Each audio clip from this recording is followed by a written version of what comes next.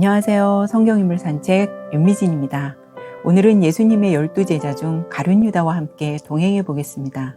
가룟이란 말은 지방의 이름으로 헤브론이라는 지역에서 수마일 내려간 곳에 위치하고 있으며 본명은 유다입니다.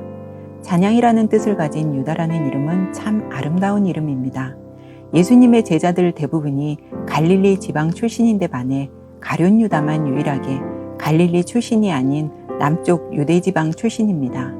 이로 보아 다른 제자들과의 관계에서 다른 제자들은 형제간, 친구간, 동양 사람들의 친밀감을 가질 수 있는 여건들이 주어져 있었지만 가룟 유다만 홀로 남쪽 유대지방 출신이다 보니 늘 소외되고 외롭지 않았을까도 생각됩니다. 가룟 유다는 성실한 제자로서 예수님을 따르던 사람이었습니다.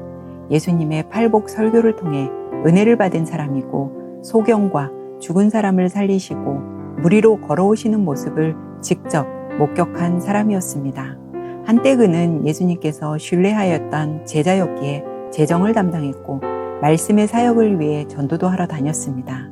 예수님의 12제자 안에는 세리였던 마태가 있었음에도 가룟 유다가 회계를 맡았던 것을 보면 꽤 신임도가 있었던 것 같습니다. 그런 자가 왜 예수님을 팔았을까요?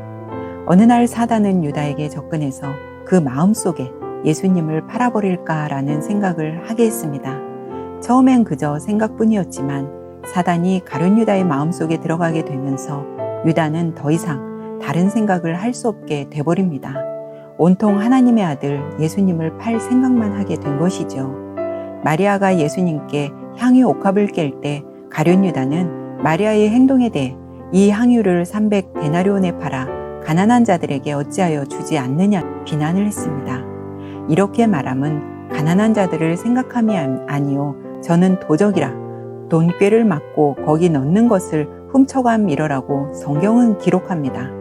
가룟 유다의 속사람이 이미 돈을 사랑하고 돈에 대한 욕심이 있었으며 돈꾀를 맡으면서 거기 넣어두었던 것을 훔쳐가는 도둑이었지만 아무에게도 의심받지 않은 경건한 도둑이었습니다. 최후의 만찬을 하시면서 예수님은 너희 중에 한 사람이 나를 팔리라고 하시자 제자들은 각각 주여 나는 아니지요 라고 물었습니다. 예수님은 그 자리에서 유다를 지목하시면서 그가 배신자라는 것을 분명하게 하셨죠. 그리고는 유다에게 네가 하는 일을 속히 하라고 하십니다. 그러나 다른 제자들은 아무도 가룟 유다를 지목하여 의심하지 않았던 것으로 보아 이 사람이 외관상으로 나타나기에는 전혀 다른 사람들 앞에 나쁜 사람으로 인정되지 않고 오히려 신뢰와 존경을 받고 있었다는 사실을 짐작할 수 있습니다.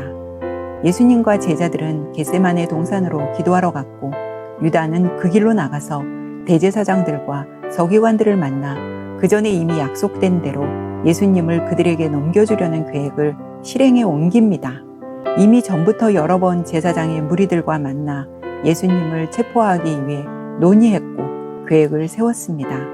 일이 벌어진 후에야 비로소 유다는 자기가 한 일을 뉘우치고 그들에게 받은 돈을 대제사장 등에게 돌려주려 했으나 그들은 받지 않았고 유다는 그 돈을 성전에 던져두고 나와버립니다.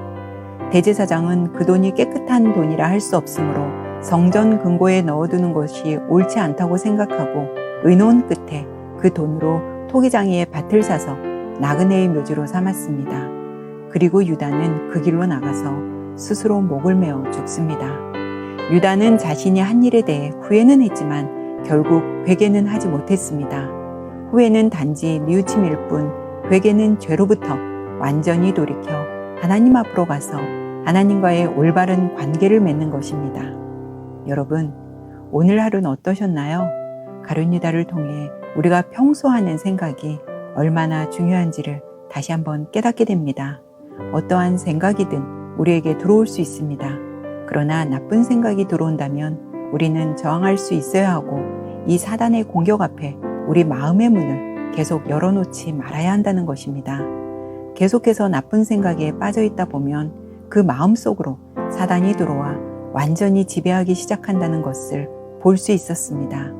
오늘 밤 나는 매 순간을 살아가면서 얼마나 건강한 생각을 통해 나의 삶을 형성해 가고 있는지 묵상해 보면 어떨까요? 성경인물 산책 윤미진이었습니다.